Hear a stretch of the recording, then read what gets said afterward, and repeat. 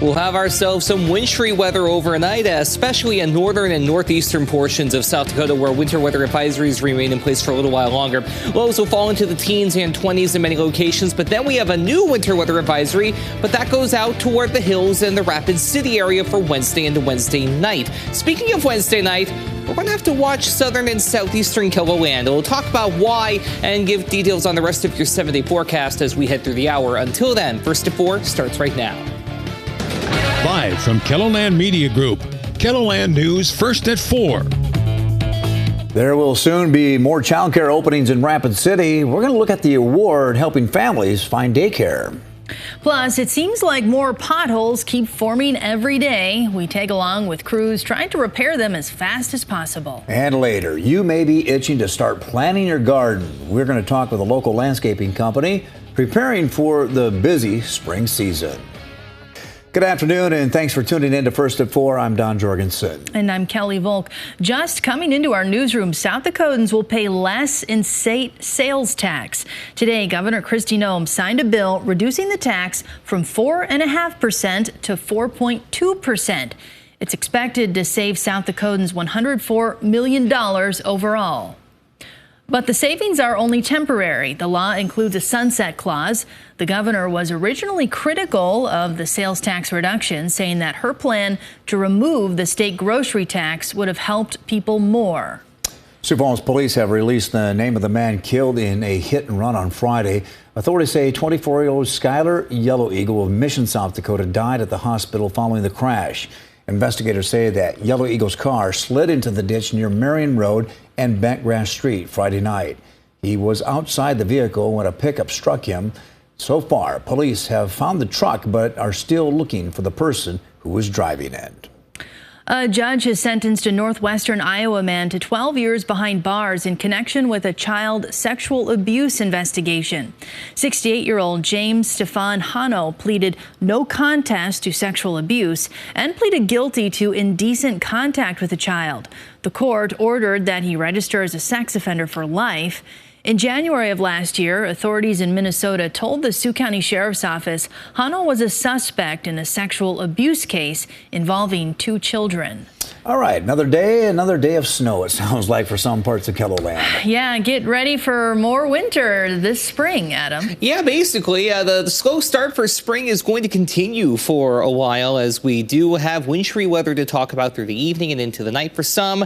And then we basically do it all over again as we head into Wednesday. A prime example of what I'm talking about is up in Mulbridge, 24 with an east wind at 15 miles per hour. At least on our camera view, the roads are mainly clear, but that is not going to be the case everywhere. Please be mindful of hazardous travel conditions as you go through the rest of your evening and as we start the evening commute for that matter. Meanwhile, closer to home, 39 as we take a look downtown with an east wind at 11 miles per hour, and we'll stay pretty quiet for a little while longer here in Sioux Falls. How about 49 down toward Yankton, 37 Mitchell and Chamberlain, 28 at the Capitol, 29 Phillip 4 and Rapid City, 25 as you head into Spearfish. Winds aren't too bad, 5 to 15 miles per hour in many locations, but that wind is going to pick up a little bit more as we head into your day on Wednesday. There's the snow moving through. We have some moderate to heavy bands moving through Watertown, Miller, Redfield, now headed up toward Aberdeen right now.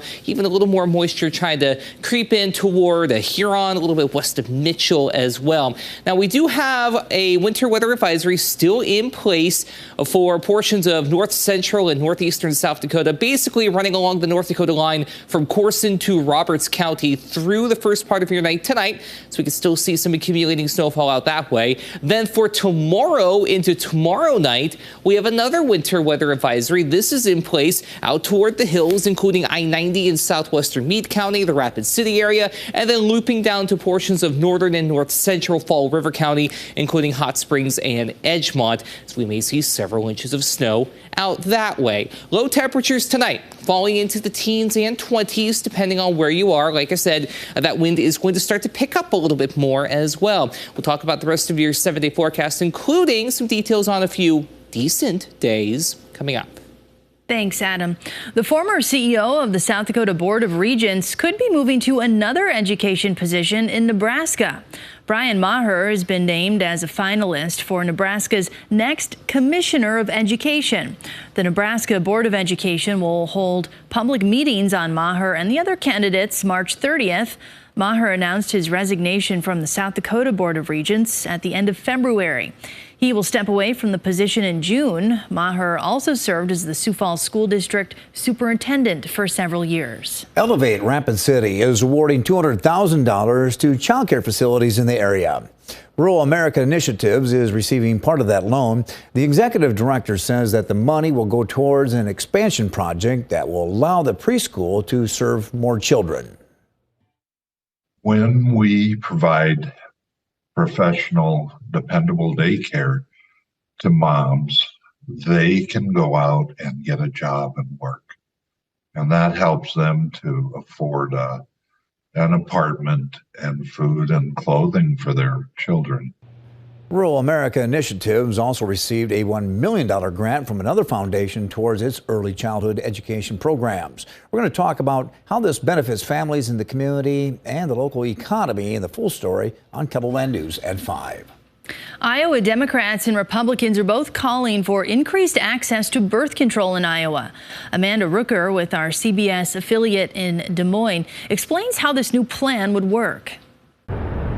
House Democrats unveiled a new bill Monday to make birth control more accessible for Iowans over the age of 18.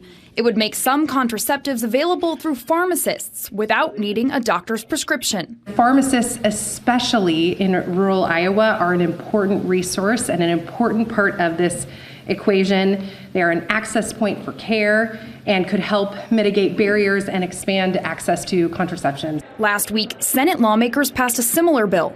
Neither plan includes abortion-related pills, but would apply to contraceptives like the pill, patch, and ring. 3 forms of birth control that have been used over several decades in a safe way to ensure that women have birth control that they need, not just for maternal health, but also for women's health in general. Republican Senator Chris Knoyer says women in the Senate from both parties have been a strong collective voice of support. We know how important it is, and I think the fact that we stood up and voiced our support for it and in our caucuses, and the fact that it was overwhelming bipartisan support shows that the voices of the women in our legislature are being heard. Republican Representative Devin Wood is running a bill that includes a similar birth control plan in the Iowa House. I think it is just, incredibly important to our healthcare system to support, our maternal health care. But she says her party is still discussing possible changes, finding the best path forward.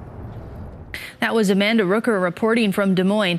Iowa House Democrats also unveiled bills that would change access to abortion. This includes a constitutional amendment to guarantee reproductive freedom and the right to an abortion by adding it to Iowa's constitution.